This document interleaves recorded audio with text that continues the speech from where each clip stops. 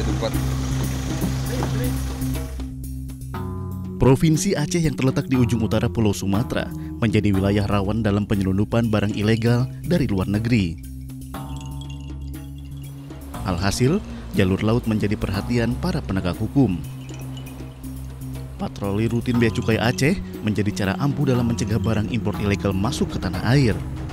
Dalam operasi Bersinar 2020, Bea Cukai Aceh mendapatkan informasi bahwa akan ada pengiriman bawang merah ilegal dari Thailand menuju Lok Semawe, Aceh Utara. Diduga pengiriman bawang ini tidak dilengkapi dengan surat perizinan impor.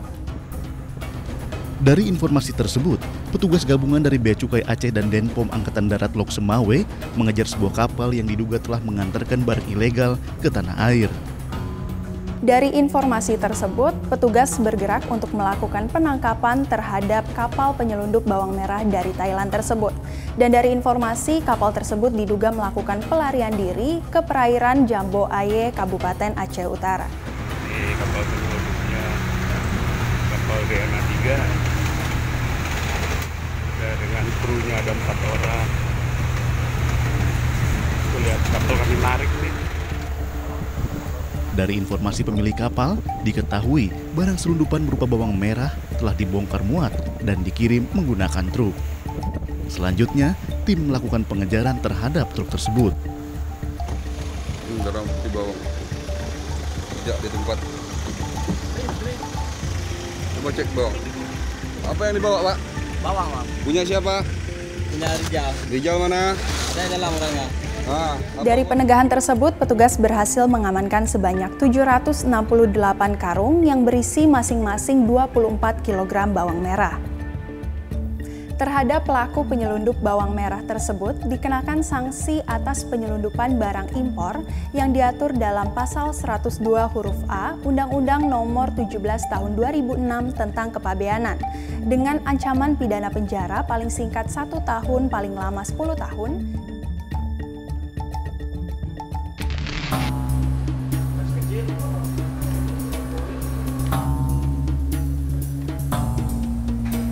Saat memindai barang bawaan penumpang yang baru saja tiba di Indonesia, petugas Bea dan Cukai yang bertugas di Terminal 3 Bandara Internasional Soekarno-Hatta menemukan sesuatu yang mencurigakan di dalam tas milik penumpang warga asing asal Tanzania.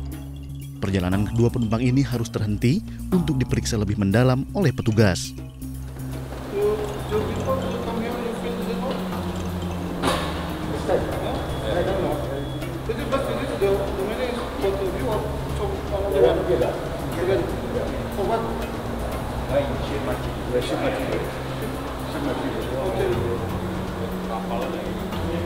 Oh, your company? Yeah. What company? We have the basic here in Pontianak. So we need to pay around 3. Petugas menemukan uang tunai dengan jumlah yang banyak di dalam tas milik penumpang tersebut. Kemudian, kedua penumpang diarahkan menuju ke ruang Bea dan Cukai untuk pemeriksaan selanjutnya. Dia nggak lupa declare sih sebenarnya, tapi dia langsung jalur merah. Pas dicek dia bawa 50.000 US dollar per orang. Kalau itu harus declare.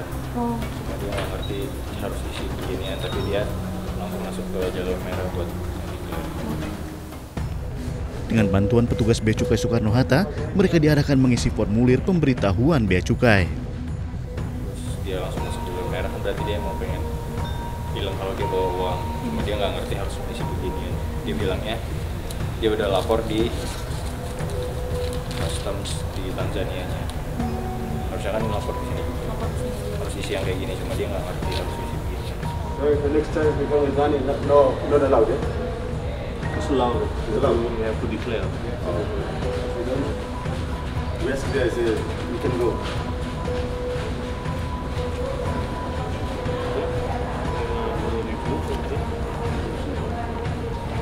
Five?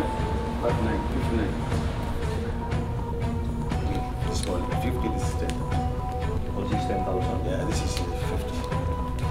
Ada beberapa peraturan yang mengatur tentang pembawaan uang tunai baik masuk maupun keluar dari daerah KP Indonesia, di mana dasar hukumnya diatur dalam Undang-Undang Nomor 8 Tahun 2010 tentang pencegahan dan pemberantasan tindak pidana pencucian uang. Kemudian diatur dalam Peraturan Pemerintah Nomor 99 Tahun 2016 dan dalam petunjuk pelaksanaannya diatur dalam Peraturan Menteri Keuangan Nomor 157 Tahun 2017 yang diubah dengan Peraturan Menteri Keuangan Nomor 100 Tahun 2018. So, ada juga peraturan dari Bank Indonesia di mana ada PBI Nomor 19 Tahun 2017 dan diubah kemudian dengan PBI Nomor 20 Tahun 2018 yang mengatur mengenai pembawaan uang kertas asing, dan ada juga peraturan BI Nomor 4 Tahun 2002 khusus mengatur mengenai pembawaan uang kertas rupiah. Kalau yang dibawa itu uang kertas rupiah 100 juta atau lebih, maka harus ada izin dari Bank Indonesia. Itu khusus uang rupiah. Nah, terus ada lagi satu aturan terkait dengan pembawaan uang kertas asing selain rupiah. Nah, apabila ini yang dibawa ini lebih dari 1 miliar atau lebih, maka baik masuk maupun keluar dari daerah Bank Indonesia, maka wajib ada persetujuan dari Bank Indonesia.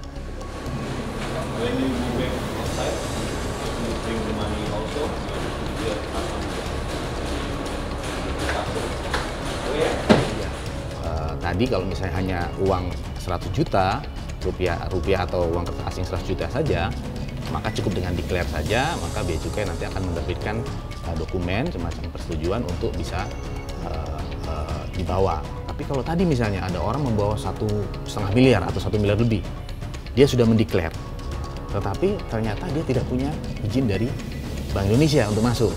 Nah, sebenarnya diberi kesempatan kepada yang bersangkutan karena dia sudah deklar, dia bisa membawa kembali lagi ke luar negeri. Tetapi apabila yang bersangkutan ini tetap ingin masuk, maka dikenakan sanksi lagi 10% terhadap pembawaan yang 1 miliar.